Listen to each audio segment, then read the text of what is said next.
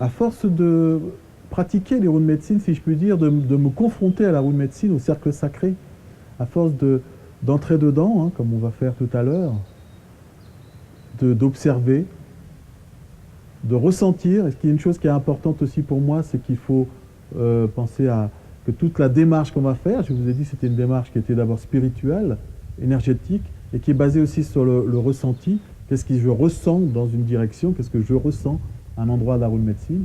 Et puis la roue de médecine, c'est aussi un excellent révélateur de mon monde, mais c'est aussi un système d'enseignement. Et le fait de se confronter à cette roue de médecine m'a permis de faire un certain nombre de constatations.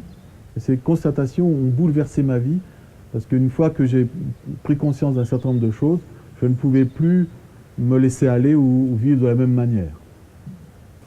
La première constatation que j'ai pu faire, c'est que l'homme n'est pas au sommet d'une pyramide, mais il a sa place dans une des directions de la roue de médecine du cercle sacré. Il est à l'est,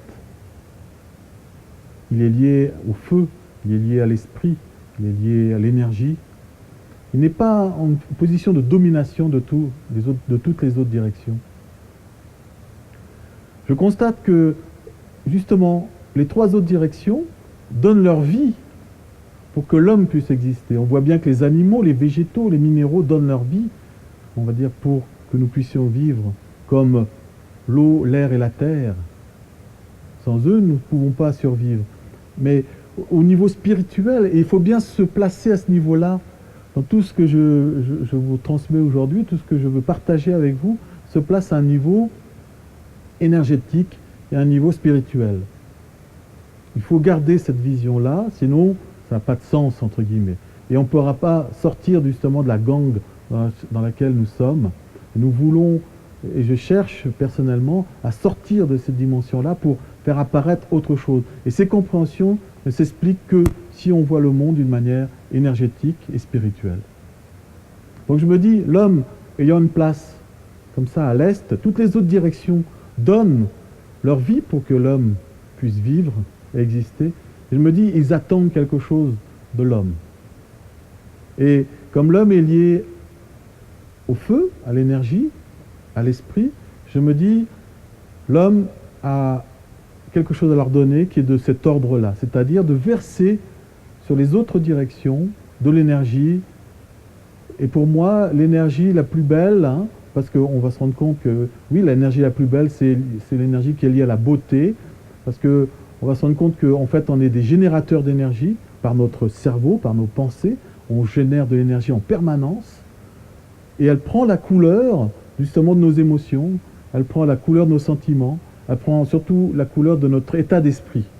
Et ce qui est, à mon avis, le défi de l'être humain, c'est dans quel état d'esprit il vit et il fait les choses.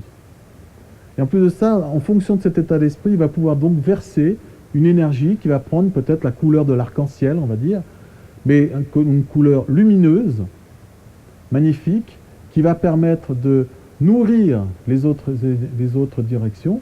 On peut dire que nos énergies sombres vont nuire à l'environnement, alors que les énergies plutôt de belle qualité, lumineuses, on va faire l'opposition, eh bien, apportent de l'harmonie, peuvent réparer le monde. On pourrait se rappeler, par exemple, la prophétie des Andes, lorsque les gens donnent de l'amour à un champ de blé, par exemple, à une plante, et on voit cette plante rayonner, et tout du moins pousser avec beaucoup plus d'entrain, beaucoup plus de vie. Et c'est de cet ordre-là que ça se passe. C'est une énergie qui va donner la vie. Et curieusement, l'homme a une capacité de retransmettre ça pour amener une autre dimension. Comme si les autres directions attendaient que l'homme leur communique cette essence de vie différente, ou cette lumière différente, cette énergie différente. Et bien sûr, si je me rends compte que je suis un générateur d'énergie, et que cette énergie prend la couleur de mes sentiments, de mon état d'esprit, que je peux générer de la beauté ou générer une énergie sombre, parce que j'ai parlé d'arc-en-ciel lumineux, mais si je suis dans la tristesse, dans la colère, dans la rancœur, alors l'énergie que je vais transmettre est une énergie sombre et de mauvaise qualité. Et on pourra voir qu'elle peut nuire aux autres directions, parce qu'elle va attirer d'autres formes. forme pensée, forme sombre, on peut déjà peut-être en parler un tout petit peu. Tout du moins l'évoquer juste maintenant. Donc cette première constatation était importante parce que ça voulait dire que si je suis générateur d'énergie, je dois faire attention à la qualité d'énergie que je vais émettre. Et ça va nécessiter voilà, de faire un choix. Le choix de la beauté, voilà, un petit papillon qui vient sur mes mains. Le choix de la beauté, qui vient, c'est magnifique, merci, un moment magique que je partage avec vous. Donc, soit je cherche à émettre de la beauté, et je vais faire le choix de la beauté ou pas. Le choix d'une qualité d'énergie, on va dire positive, lumineuse ou pas. En sachant que ce n'est pas forcément facile, mais je vais être vigilant, je vais faire attention à être justement conscient, ou tout du moins de plus en plus conscient de ce que je vais émettre. Et ça c'est toute une démarche. Et c'est cette démarche qui va s'inscrire dans ce chemin de l'arbre aux étoiles. La deuxième constatation que j'ai faite, c'est que l'homme étant relié à l'Est, il est lié à l'esprit, et il est comme canal de cette présence. Il peut laisser passer à travers lui ces présences de l'Est. Hein, et il faut dire, il est comme disait Frank Fusco, un chaman, un homme médecine amérindien, Sioux. Il disait, quand les gens lui posaient la question, mais qu'est-ce que tu fais? Comment tu fais toutes ces choses que tu fais? Il disait, mais moi, je ne fais rien. C'est le grand esprit qui fait, je suis un petit os creux dans lequel le grand esprit souffle et agit dans le monde. Et on se rappelle que les chamans disaient, ce n'est pas nous qui faisons les choses, ce n'est pas moi qui fais les choses, mais ce sont mes alliés qui font les choses. Et on se rend compte qu'on est relié à cette dimension spirituelle et qu'on a cette capacité de se mettre au service de cette dimension, hein, pour qu'elle puisse passer à travers nous, pour que ces présences puissent être là avec nous et agir dans le monde. Et cette prise de conscience aussi a bouleversé ma vie parce que ça veut dire, est-ce que je fais le choix, et encore une fois c'est une question de choix, est-ce que je fais le choix de me mettre à disposition de ces forces pour qu'elles puissent agir? Et lorsqu'il y a disharmonie, est-ce que je les laisse passer, je les laisse agir dans mon monde, dans le monde autour de moi pour me transformer? Bien sûr, on se rappelle qu'on cherche toujours à se transformer soi-même, transformer mon monde, mon environnement, et peut-être aider les autres.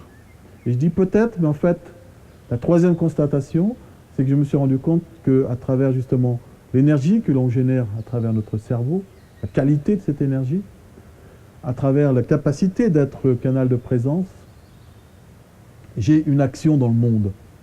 Et lorsque je vois que le monde est disharmonieux, je vois la souffrance par exemple, ou de l'énergie sombre, ou de l'énergie de mauvaise qualité, des dissonances, des disharmonies, des incohérences. Je me dis, est-ce que je dois laisser ces incohérences, ce monde-là, comme ça, ou est-ce que je peux agir dans le monde? Et pour moi, nous avons une nécessité de nettoyage, d'action dans le monde. Et le troisième choix que je vais faire, c'est est-ce que je décide d'agir dans le monde ou pas? Donc trois choix, le choix de la beauté de mes pensées, de mes actions, je dirais de la noblesse, hein, de faire le choix d'aller dans le sens de la noblesse, et ce n'est pas quelque chose de facile, mais on peut faire ce choix. Le choix de la noblesse, où je dis en opposition souvent le choix de la médiocrité par défaut, c'est-à-dire que si on ne fait aucun choix, eh bien c'est la médiocrité qui emportera. Donc le choix de la noblesse, de la beauté, le choix d'être canal d'énergie, canal de présence, canal spirituel de ces forces. Puis je ferai un clin d'œil entre l'Esprit Saint, hein, des traditions chrétiennes, mais du taoïsme, non agir, non faire, etc., où il y a la présence du Tao, hein, qui agit. Et la troisième prise de conscience, action dans le monde, c'est-à-dire harmoniser le monde, nettoyer, mais nettoyer, c'est aussi toutes ces formes pensées qu'on a pu envoyer, toutes ces énergies que l'humain envoie à travers le monde. Et on voit ô combien il y en a, puisque nous sommes 7 milliards d'individus. On voit que la plupart des gens pensent tous de la même manière à travers les médias qui nous formatent, hein, à travers les films, la production cinématographique. On voit bien, il suffit de regarder les grandes catégories de films qui existent et on va vite comprendre dans quelle direction on envoie de l'énergie.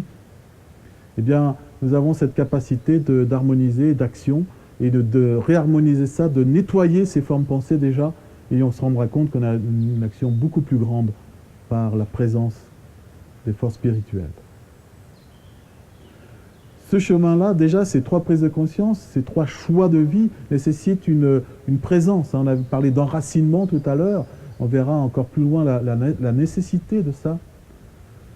Ça nécessite une vigilance, et on peut dire qu'on rejoint les voies Toltec, par exemple, où on veut être des gardiens, on veut être des traqueurs de présence, hein, d'attention, d'intention.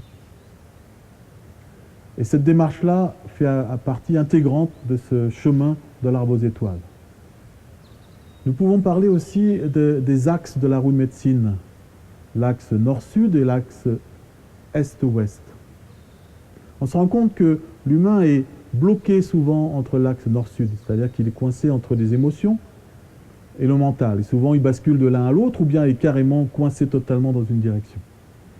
Lorsqu'on est complètement dans l'émotionnel, on voit des réactions exacerbées, démesurées, de vengeance, il faut faire payer à l'autre, etc.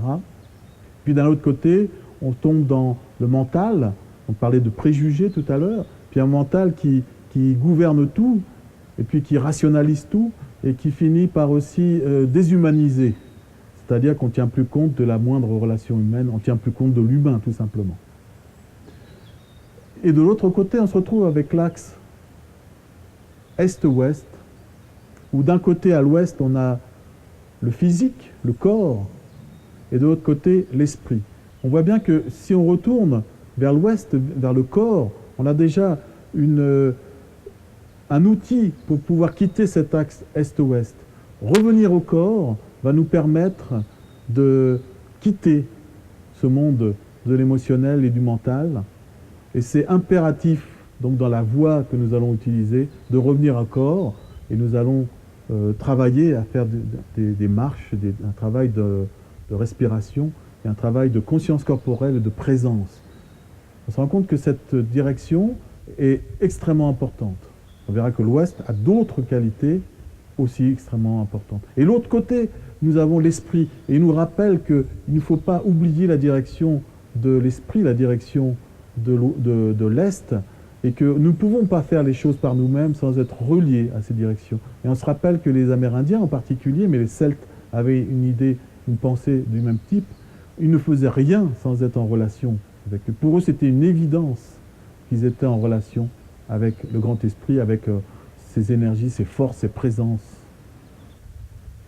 Et quand on regarde à nouveau ces 2 axes, et qu'on voit qu'on peut être bloqué sur l'axe nord-sud, c'est vraiment qu'on a oublié le corps et qu'on a oublié l'esprit.